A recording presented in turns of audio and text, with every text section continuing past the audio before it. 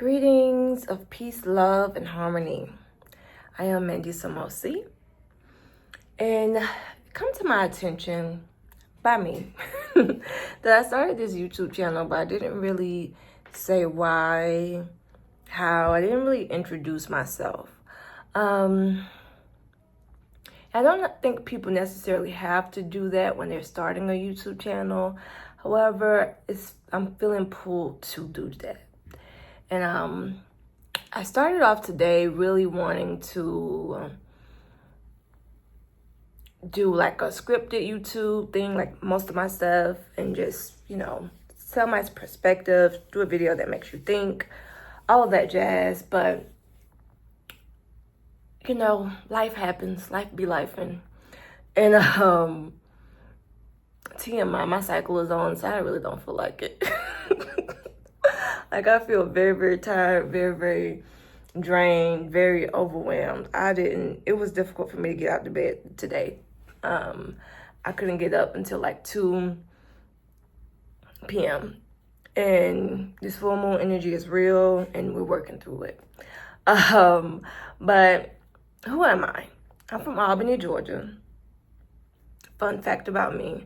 A Georgia girl. I don't live in Georgia no more, but I miss it every day. I miss the trees and the food and all of that good jazz. But I am enjoying where I am now, and I'm not going to complain, although I could. I'm a poet. I write poetry. I write short stories. I love to create abstract art and anything really. But poetry is like my main love. When I was younger, I wanted to be a songwriter before anything. But, my mama said I had to go to college to make money, so I chose STEM major, and, we still ended up here anyway. So if you don't get anything else from this video, just remember to do what you love, regardless of who says what, why, or anything like that. Just do what you love. And so I started this YouTube channel because going through life, dealing with burnout at work, realizing that for me, I've had this kind of cycle in my life where I would work really, really well, really, really good at a job, end up getting burnt out, lose that job for whatever reason. The last time this season happened to me, I actually ended up homeless. It was during COVID.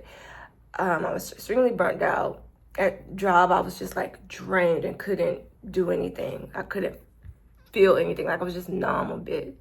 And so I ended up losing my job. I was in the middle of COVID.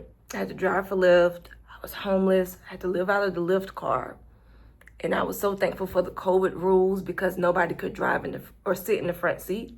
So I had all this stuff in the passenger side of my car because I was living out of it.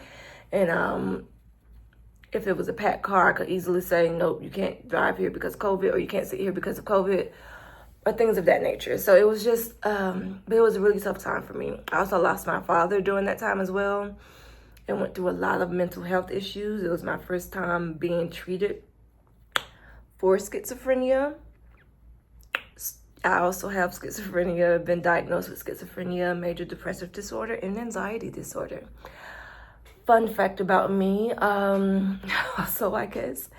And so I also think that those things kind of lean towards a lot of reasons why I get burnt out so easily at jobs, especially because I work in the field or used to work in the field.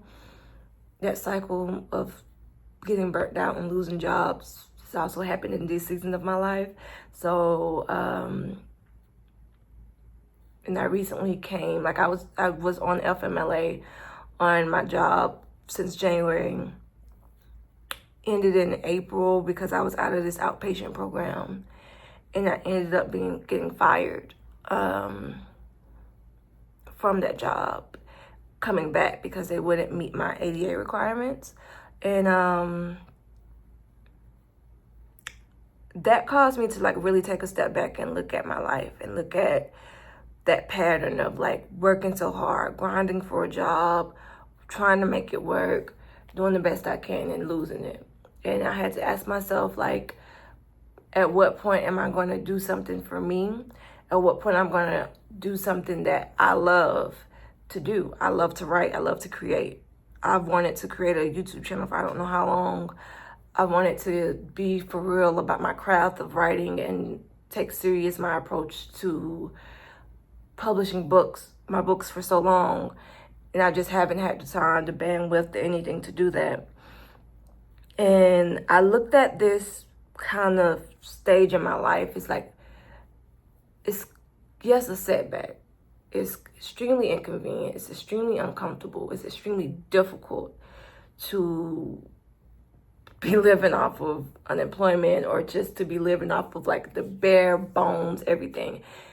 It's extremely difficult. And I know that so many people are experiencing this right now. Like, I think there's been studies going around that saying that 300,000 Black women lost their jobs in the past 3 months in this economy. And this has happened to so many people.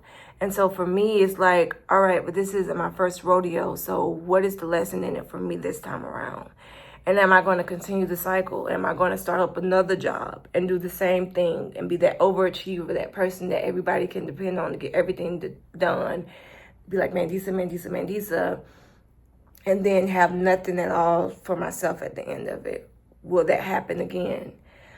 And I don't want that to happen again for myself. I don't want that to be my story. I want this time around to give to myself wholeheartedly and not give to myself in the way that I did even for the Matrix, because I called working and jobs the Matrix. Not even giving to myself in that way, because that was unhealthy. But this time around, being healthy about it and creating in health and not obsessing and not trying to grind and not like, well, this hasn't gotten this many views, or when can I start selling this or that. It's like I have this insane amount of like just trust right now in my experience and what's going to happen. And it, like I said before, it is scary, and it's nothing that I've experienced before. Before was way worse. So it's like, what am I going to do now? I'm going to do what has always been on my heart to do this time. And I'm not going to do it in fear. I'm going to do it with joy. And that passion that I had when I was a little girl, and I looked up at my mama and I said, I want to be a songwriter. I'm going to do it just like that. And yeah. What should you expect? More stories about my life. I'm going to go in detail about burnout, what I've learned. I'm going to go more in details about my writing, my poetry. I'm going to continue to create content that's going to make you think, because I feel like we're in a world that we don't think. There's not too many people who give different perspectives on the internet and on YouTube and just in life in general. Even when you talk to people, people don't have different perspectives. So I don't expect to even be the super duper popular YouTuber, because it's like I speak for things that mainly people may not think about or care about, and that's okay. And I think that though, when I find the people who are interested in what I speak on, or interested in the perspectives, or interested in sharing their perspectives on the particular topics, that is what is going to, those people are going to stick like glue. And yeah, I'm going to be sharing my poetry as well.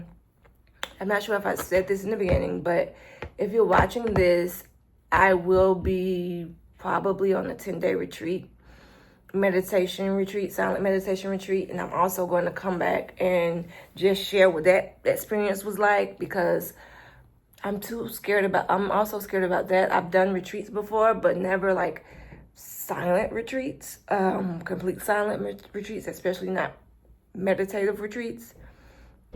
But I'm looking forward to it. I think that it's going to be it's going to help to bring in and usher in the new